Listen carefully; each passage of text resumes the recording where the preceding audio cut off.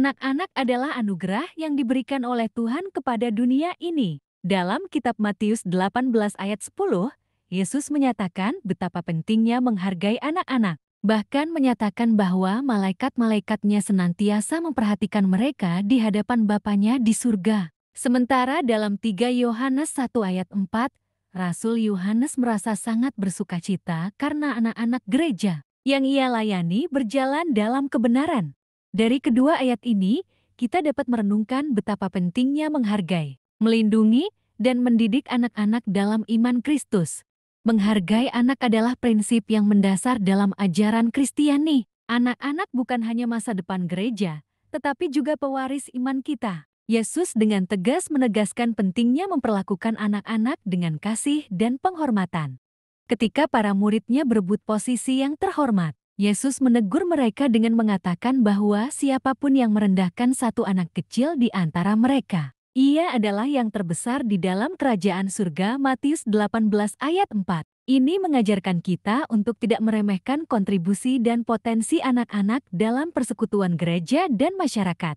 Dalam konteks 3 Yohanes 1 ayat 4, Rasul Yohanes menuliskan suratnya kepada Gayus dengan sukacita karena Gayus hidup dalam kebenaran, dan anak-anak gereja yang ia layani berjalan dalam kebenaran. Hal ini menunjukkan pentingnya mendidik anak-anak dalam ajaran Kristus sehingga mereka dapat hidup sesuai dengan kebenaran firman Tuhan.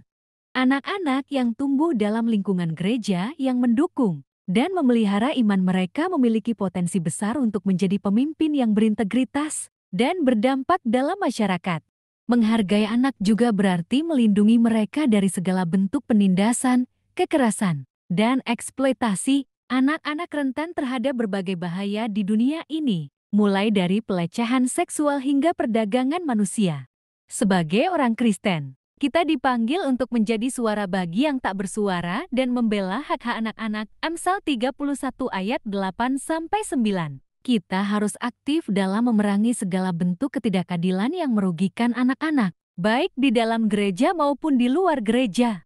Selain melindungi dan mendidik, menghargai anak juga berarti memberikan mereka teladan yang baik. Anak-anak seringkali meniru apa yang mereka lihat dari orang dewasa di sekitar mereka.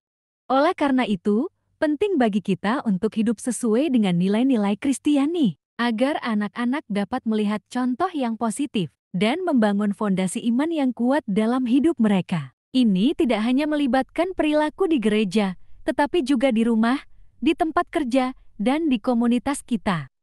Dalam mengakhiri renungan ini, mari kita merenungkan kembali kata-kata Yesus dalam Matius 18 ayat 10. Bahwa setiap anak memiliki tempat istimewa di hadapan Bapanya di surga. Sebagai umat Kristiani, tanggung jawab kita adalah untuk menghargai, melindungi, mendidik, dan memberikan teladan yang baik bagi anak-anak dalam hidup kita.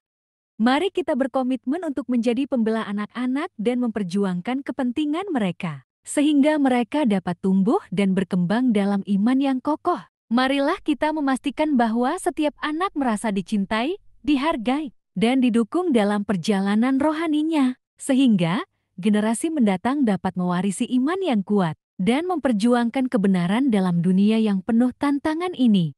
Berdasarkan renungan di atas, apa yang harus dilakukan oleh seorang ibu dalam menghargai anak-anaknya? Sahabatku, seorang ibu memiliki peran yang sangat penting dalam menghargai anak-anaknya, sesuai dengan renungan sebelumnya. Berikut adalah beberapa langkah yang dapat diambil oleh seorang ibu dalam menghargai anak-anaknya.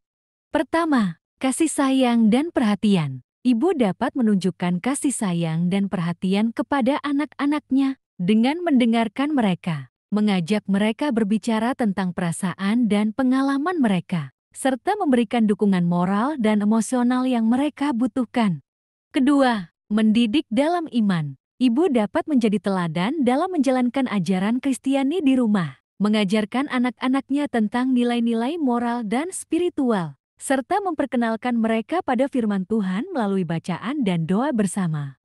Ketiga, melindungi dan menjaga. Sebagai pelindung utama anak-anak, seorang ibu harus memastikan keamanan dan kesejahteraan fisik, emosional, dan spiritual anak-anaknya. Ini meliputi melindungi mereka dari bahaya, merawat kesehatan mental mereka, dan mengajarkan mereka cara-cara untuk menjaga diri sendiri. Keempat, memberikan teladan yang baik. Sebagai figur yang paling dekat dengan anak-anak, ibu harus memberikan teladan yang baik dalam segala hal, baik dalam perilaku sehari-hari, komunikasi, maupun hubungan sosial. Ibu juga dapat memperlihatkan kepada anak-anaknya bagaimana menghargai orang lain dan menjadi pribadi yang baik.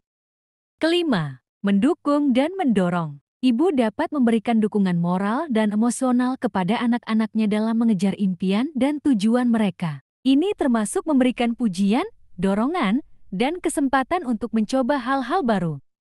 Dengan mengambil langkah-langkah ini, seorang ibu dapat membangun hubungan yang kokoh dengan anak-anaknya, menghargai mereka sebagai anugerah dari Tuhan, dan membantu mereka tumbuh dan berkembang menjadi pribadi yang kuat dan beriman. Amin.